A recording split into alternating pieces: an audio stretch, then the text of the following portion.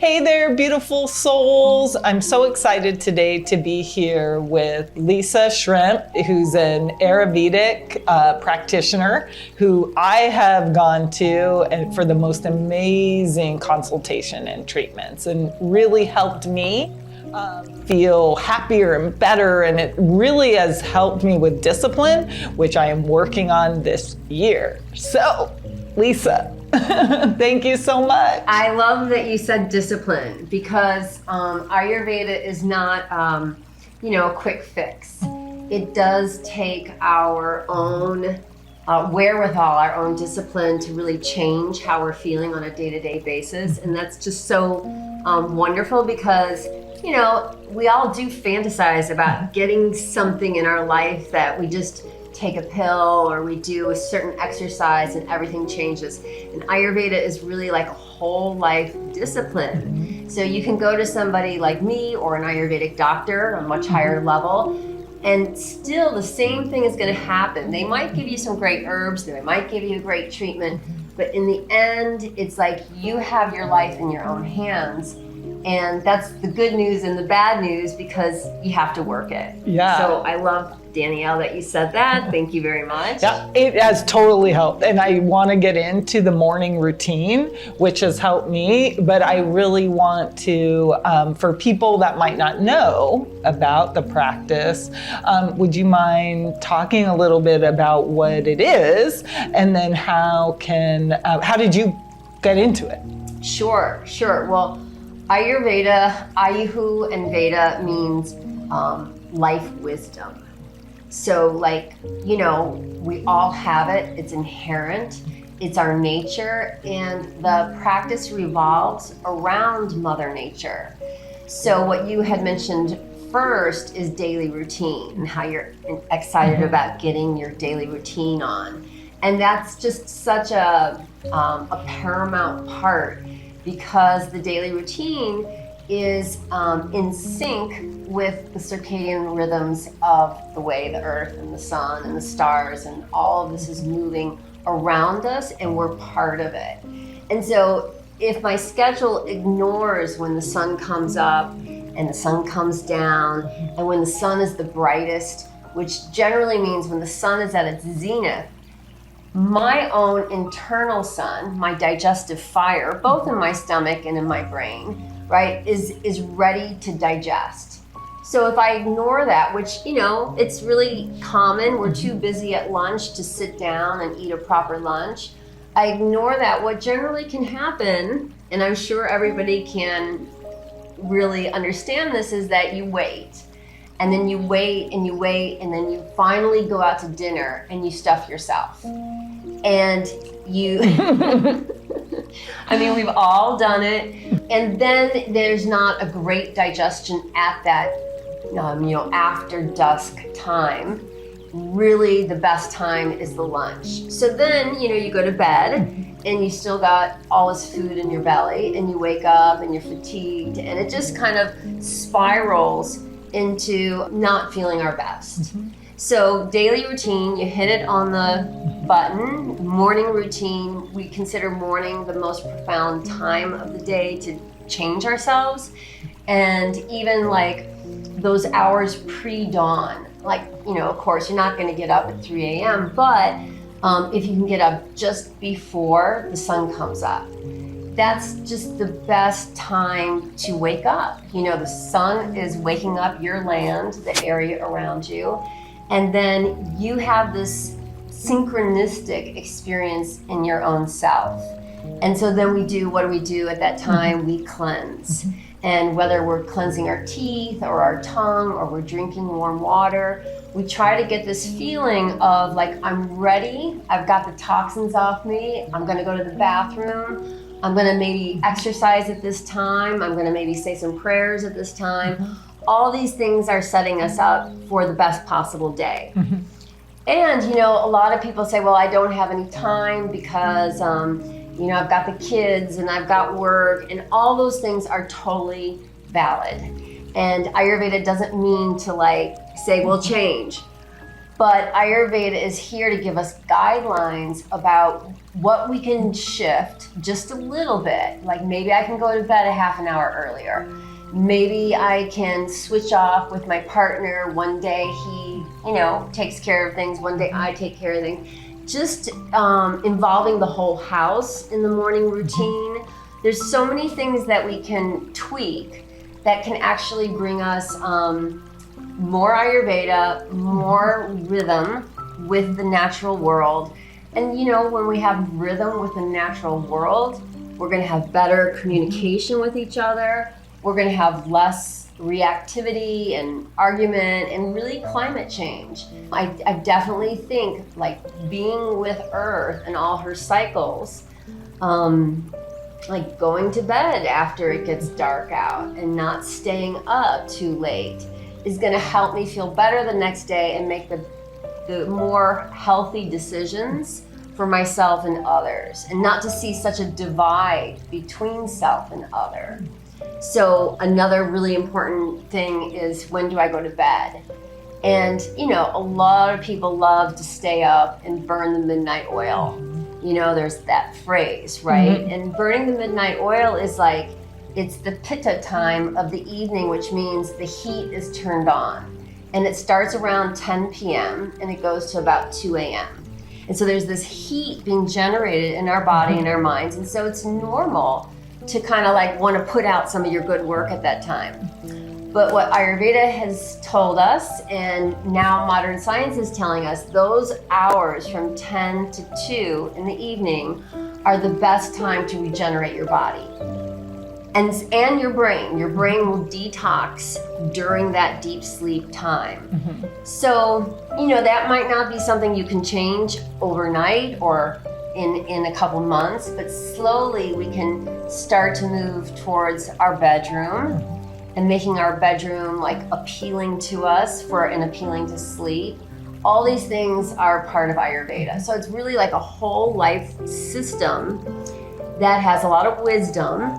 That's actually, once you get in the swing of it, you're supported by the circadian rhythm. So that is a huge part of Ayurveda. It was really helpful for me. I know I came to you when I just wasn't feeling well. I'd put on quite a bit of weight for me, just kind of feeling off and kind of struggling all the way around. And it was so interesting, the consultation and how you went about kind of deciding what I would need. And that was the really, I think, part that I think a lot of people would be interested in, because it's so personalized. Mm-hmm. It's what do you need? What does your body need? And what is your balance? What is your natural? And so I know for me, when you did it, I came out with a little over index on the pitta, on the air and fire space, and not enough water and not enough things to kind of cool down. So probably not surprising why I can be a little hot-headed.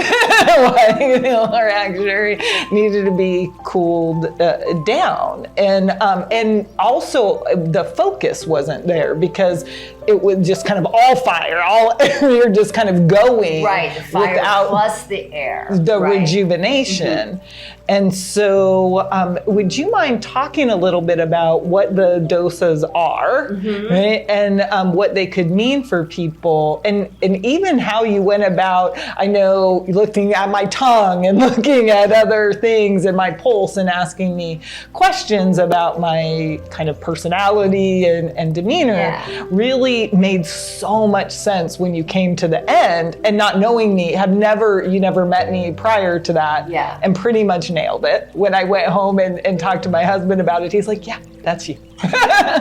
What do we need to buy? Watermelon? Let's go get that. Sure. So these three doshas, which everybody is very excited about, these words, Vata, Pitta, Kapha, are really about the elements of nature. So again, there's this really super wonderful interconnectivity with our world. And that's what's so beautiful about this ancient wisdom, is that it's our world, and our world can help us. And ignoring our world harms us. And again, we harm others through that action. Certainly, I don't think there's that many people that wake up wanting to harm themselves or others, but it happens out of this separation that we have to our world. And so Vata are the elements of space and air, and so we get wind. And we can see wind, and we can all feel wind, like when we multitask. What we might feel like is there's chaotic wind, and we're never really on one path. In fact, we're kind of trying to manage 15 paths at the same time.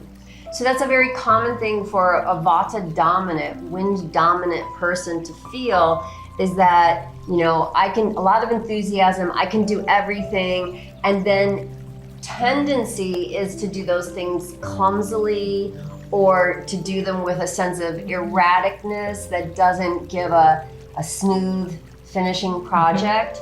And then Pitta dosha is fire with a little bit of water. We basically call it fire, but of course there's no campfires in our body and brain. There are chemical fires, so that water and heat that is churning information.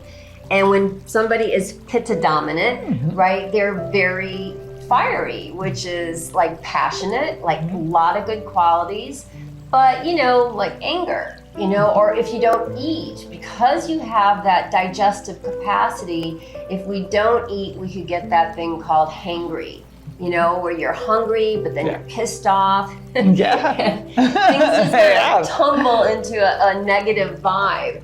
So then there is the third dosha, which is the last two, the heaviest elements of earth and water also. So Pitta and Kapha share water, and Pitta and Vata do not share, but Pitta has a lot of kind of light qualities like Vata does. Kapha is the heaviest. It's like earth, and it's slow, and it has this lubricosity because of the water element. So we're all these three constitutions, like I have Vata, Pitta, Kapha, you have Vata, Pitta, Kapha, everybody has Vata, Pitta, Kapha, but in different ratios. And so you might be Pitta dominant, Vata secondary. I might be Vata dominant, Pitta secondary. But her and I both share Kapha, even though it's not our dominant dosha. And sometimes what happens is your dominance, like my dominance is wind. So I love to move. Like it's always been helpful to me, and it's always been harmful to me if I don't have the right balance of wind. Just like you love your fire probably, I bet, right? Yeah. And it really serves you at times, and you love that ability to digest and to understand problems and how to figure things out. But if it's tipped, if she's out of balance, right, it might be anger, it might be frustration, it might be competition. And then the Kapha dominant person, well, they're generally gonna live the longest if they stay balanced, because they're like of the earth. They have this water. Water is so important for everybody, but so easily Kaphas can gain weight and get sluggish and get depressed. My friend says, if she looks at pizza, she'll feel heavy. It's like some people are like that. Like, they have to really maintain a body that has a lot of movement, a lot of exercise, challenge. Like those things are really good for that earth, water constitution. Actually, a lot of excellent athletes have Kapha strong in their constitution because they have this wherewithal, this longevity of their bones and their tissues. So it really goes very deep. It's not just on the surface, it's not just in the middle path, our digestion, but it's actually our bones and how our immunity is. So, the good thing is that we have all of them. And the good thing is that we can always learn just a little bit about Ayurveda, the circadian rhythms, and start to balance ourselves. And really there is no bad thing, because, you know, learning is knowledge, knowledge applied is wisdom, wisdom is freedom. So, how is that? Yeah, it was a great explanation, and great to it also is helping me kind of process why it was working so well for me, because not that it was about weight loss, but I lost about 5 pounds, so yay. But more the discipline around it is saying, because understanding when you had gone over the doses and kind of why, it all made sense, right? These were not surprising findings, like not or like I was saying, not when I shared it with others. Yeah, I'll fire or bring in a little bit of that earth. let's calm it down a little bit. But that morning routine really helped me to do that, because part of that, you know, when you have a lot of thoughts and you want to do everything and you're going, nothing happens if you're really not disciplined. And I didn't realize how off that was for me, because having more of that in my personality, I'm doing a bunch of stuff, but it not necessarily taking you someplace, right? So it can throw you off. Around the need for that balance. And you can feel it, I can feel it in my body in such a different way when I'm following that morning routine, because it was so simple for me, you know, that kind of getting up. Well, also, you know, Pittas are good at discipline. You know, because of that fire, you understood what I told you to do. And, you know, generally, like, that comprehension and that understanding can, you know, that's what it's about. Like, when I really understand how much this affects me poorly or affects me in a positive way, well, why don't I just keep choosing the positive? It's not that I'm going to do it every day. Nobody's perfect. And that's what I always try to stress to my clients, is that if you skip this practice 10 days in a row, on the 11th, just be grateful that you decided to get up with the sun. You know, like, there's never a time, I think, especially now, to get down on yourself. It doesn't help anything, right? So you always kind of have to be your own cheerleader, which Vata is very good, because Vata has a lot of enthusiasm. So you have to, like, you know, cheer yourself on. And even when you know, eat at the wrong time and sleep at the wrong time and drink way too many drinks and feel rotten, even that recognition, that conscious awareness, I feel rotten, can actually be like a wake-up moment, right? And of course, we all know when people hit their bottom, they wake up. But even before, hopefully, we hit our bottom, maybe we just have a really bad evening meal. And we just wake up in the morning, we say, hey, I'm not going to do that again. I'm not either going to go to that restaurant. I'm not going to make that macaroni and cheese with, you know, sausages. That would be a bad meal for me. Yeah, I have found, because I had that as I was first starting it, I do like to have the challenge of when it gives me a structure, you know, that, so it did work kind of perfectly for me. But I've noticed when I was starting to, you know, oh, do I need to do it this morning, or I don't want to get up after I've done it for a while. I feel so much better with the morning routine of kind of getting the toxins off of you, just if that's all I do. The rinsing of the eyes and face and mouth, like, it's so gross, but I love this tongue scraper so much. It's like you just see it, feel it, you're getting it all out of your body, and that in and of itself, even without the rest of it, just kind of the water and the cleansing, the tongue feels so much better. Yeah, the tongue has all these it's reflecting our organs.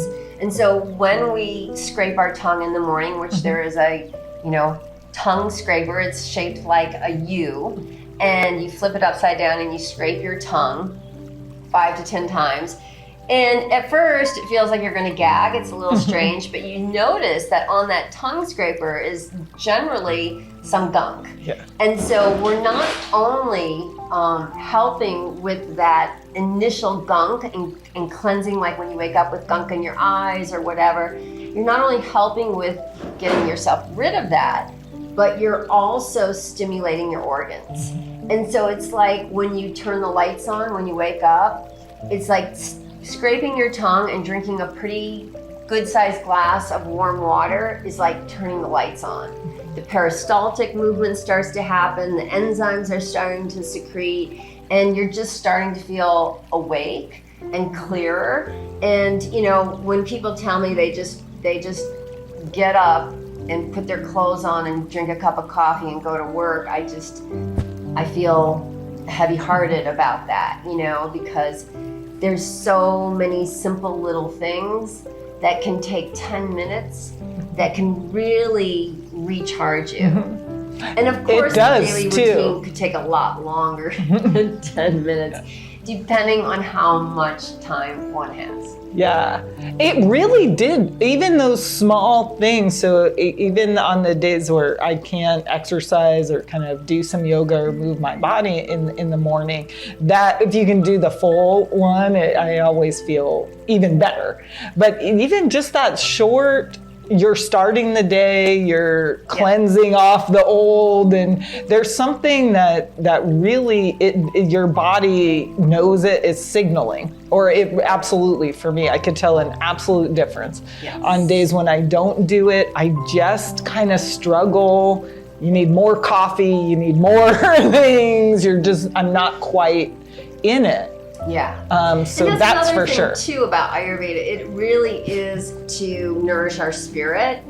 And so lots of times there's things recommended for even before we got out of bed, just like practicing gratefulness, or just really looking at yourself and seeing, is there something that I need that I don't have? And generally we don't really need too much. I mean, I'm speaking from a very privileged place, but probably if you're listening, you're kind of in that place.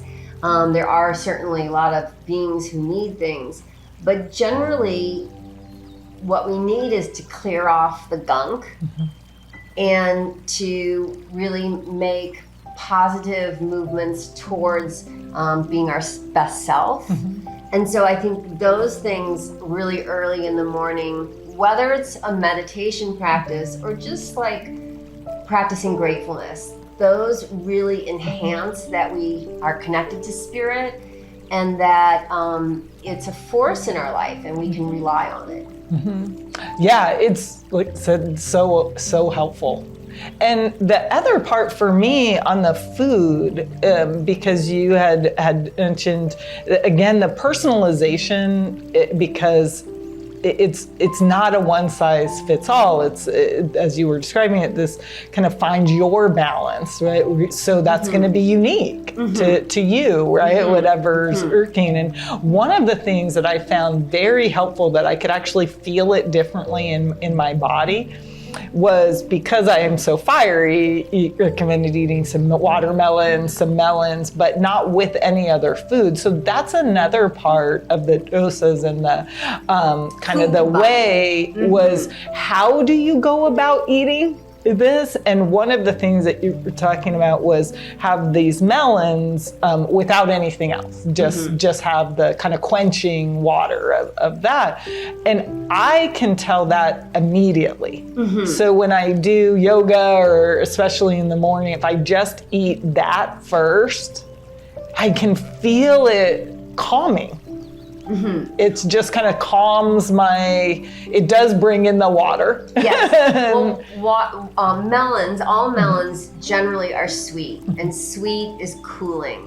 And melons are generally very watery fruit, so that water is nourishing your own internal water, which is anti-aging, right? If our body is dry, it's an old body, right? If we keep nourishing it, and the best way to nourish the water element, which is not that high if pitta is high, right? Because we might be, we might be dry, more so vata. This is getting a little intense, but anyways, let's go back to the melons. Melons are sweet, they're watery, so they're gonna very much help a pitta dominant, a vata dominant. They might be a little too heavy for a kapha, because kapha already has a lot of water, a lot of heaviness.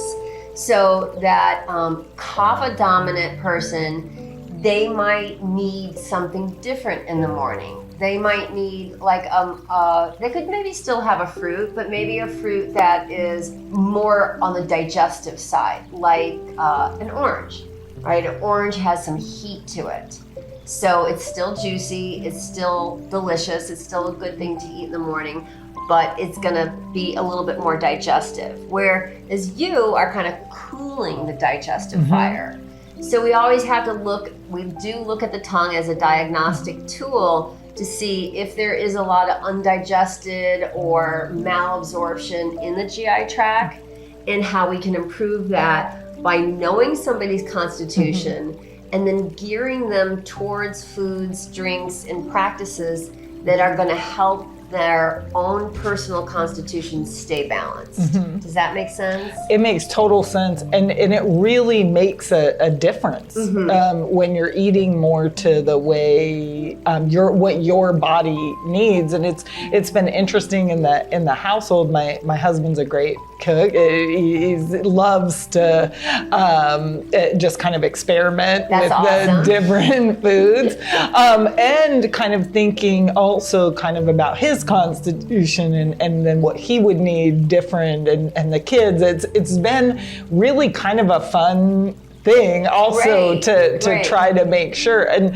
the evening meal, having that be mostly kind of the proteins and veggies, and was very easy. Should be light. You know, like we always say, ideally it's a one pot meal. So everything is either a potage or a soup, or we make khichdi a lot in Ayurveda.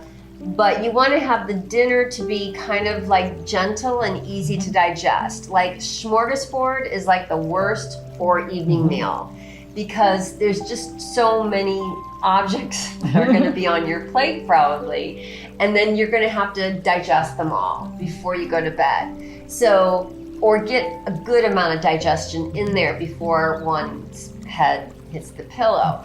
But lunchtime, especially if you have a good digestive fire and you're hungry, that could be much more varied. And you know, that's the zenith of the sun. So our body is gonna have the most heat possible at that time. So that's when we should eat our biggest meal and really satisfy ourselves at lunch. Like, don't skimp, because then you won't feel as hungry at dinner, and you'll feel more like, yeah, I could have a bowl of soup. Maybe it would have some protein in it, some quinoa or some chicken or whatever type of food that I eat.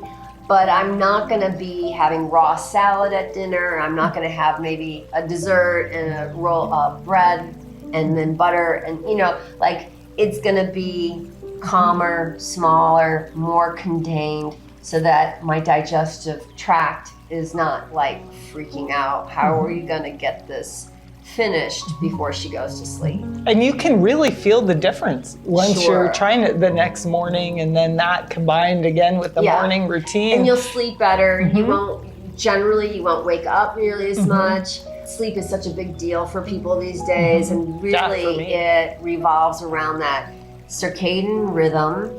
Having a substantial dinner, it can be as much as you're hungry for, but it shouldn't be too late nor too varied.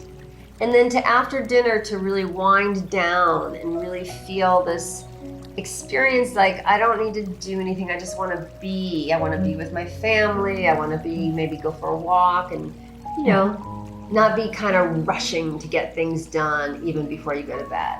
Yeah, the awareness around it, of trying to kind of be more conscious around just your natural rhythms and the rhythms of the world, has just really been more calming. And for a Pitta person, calming is a very nice thing to feel. Along with that, the other thing that I had done that I found really helpful and kind of started off the process of feeling very kind of detoxed and just amazing, was you had suggested an oil treatment, which was kind of this kind of cleansing oil, which I wouldn't have thought oil would have been so cleansing, but I feel so relaxed and amazing. I was like floating out here. One term we use is oil bath, the Ayurvedic oil bath. It's not a bathtub and you get an oil, but it is a considerable amount of medicated, herbalized oil that is massaged into the body in rhythmic strokes. And these strokes are, it's an excellent treatment for Vata pacifying, to bring down the winds.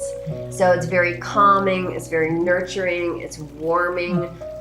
It uses the movements, the natural pranas, winds in the body, and calms them. And then you do go in the wonderful steam box, and that opens up the channels and the herbs go deeper. And what that oil does, so toxins are sticky, and just when you're always feeling like this pain in your neck, right? That's a toxin, right? It's like you don't feel it when you're feeling good, but as soon as you don't get enough sleep, soon as you don't eat right, you feel that kind of something or another. So then what happens with the oil when it penetrates and the steam helps it go deeper and the rhythmic movement is that toxin slips. And then it either slips to the surface of the skin, and then I put on that detoxing final kind of basting you in the ubtan, which is like a bathing dry soap. And then also it goes to the GI tract. So the toxins have these two ways of getting out of us. One through the malas, which is urination, defecation, and sweating. And one is through sweating, the skin. So we remove it with that powder. Yeah, and you really when you cleanse that off in the shower, you just really feel like it's just going. Yes. And and even in the evening, I did sleep great, and then got up in the morning and I was excited to try the routine. Like the whole thing kind of just brought me up. Of okay, I've got it. Probably you were saying that's not uncommon for people. I had a process to follow. I had some things that I could do. Yes. And it felt right. It felt like it made sense for me, which is, I think, a big thing because there's so many practices, right? There's so many things when people are saying, this could be for you, this is going to help you do it this way. But the beautiful part of the whole consultation and that kind of personalization is it felt very like we were working together to figure out, well, what is this puzzle that is going to help you? Human beings, nature, consciousness, mind, it's all a big puzzle. And that, I think, is the goal of Ayurveda, for us to take on our own puzzle daily and really recognize what benefits us, what tends to harm us, and to kind of then have the wisdom and the wherewithal to walk down the path that seems to be the best medicine for me today. And the difficult thing is that things are always changing, like the seasons. We're about to go into fall season. So fall season is cool, it's chilly, there's a lot of wind, very different from all that heat we just had. And so now we have to really turn a corner and say, what do I need to throw out that I was doing in summer that's really not going to benefit me in the fall? Yeah. Like one thing in the summer is to just be in natural bodies of water, or even in your pool, not so natural, because that water element is so depleted during the summer. And to eat a lot of melons and juicy fruits and vegetables. But in the fall, one thing that happens is that it's very windy, and that wind dries us out and we feel frazzled. So, it seems like, water is another good thing opposite the dry, but what's even better is the oil. So getting really good fats in your body during the fall season. Now, again, it's going to be varied between what kind of person are you. Like if you're Vata dominant and you've got a lot of wind and it's the fall season and you're, over 50, you got a lot of Vata going on. So that's going to be different than somebody who's going into the fall season who's a youth and they're Kapha dominant. They're not going to have nearly as much problems of dryness or feeling blown by the wind as that older person who's, already Vata dominant and going into the fall season. Yeah. So that's where it gets complicated, right? You can feel all those layers of change. Things are always changing. So that's why, the meditation and the gratitude and the really like raising our consciousness, what do I need today, is really helpful for taking care of ourselves. Yeah. Awareness, anything that can bring you to yourself is going to be a beautiful thing. Yes. If people can see a practitioner, like you wanna, if you're in the Phoenix Valley area, all of Lisa's information will be in the description box, so please reach out. There might be a practitioner in your area. Is there anything that you could say to people that might not be able to either find a practitioner or go to, afford to go to see someone? Yeah. You've given a lot of tips around kind of the awareness and the seasons. Well, there's so much on the web. And of course I wouldn't recommend it all, but my teacher, the Ayurvedic Institute, which is now in Asheville, North Carolina, has a lot of wonderful information free on their website. So does the Banyan Botanicals, where I've purchased my products. It's a company that's wonderful company, and tons of articles. I've written an article that's on there about the winter season. And one of my teachers, Robert Svoboda, has written a book called Prakriti. And I really feel like it's my favorite book. Prakriti means your Ayurvedic constitution. Prakriti also means the matrix of nature. And so this book is so complete, and yet anybody can pick it up and read it. And it's probably on Amazon for, I don't know, $20 or something. So Prakriti by We'll find it and put it in the description. I'm sorry, what is their name? Yeah, so reading, looking on the web, and then just going out into nature and being in her presence as much as you can, and really recognizing that you're part of her and she's part of you, and how can you walk together. Really, because even though there's all these like things to do and everything, it is this basic thing of walking with nature and not harming her and thereby ourselves. And so that's a really good thing to do. And who doesn't love to go on a hike or a walk or sit by a pond? Yeah, getting out, getting that vibration of nature on you always changes us for the better, I think. Oh, I totally agree. We just went up last week. If you're in Arizona, Sedona has a beautiful restaurant right on Oak Creek. Cress, I think, is the name.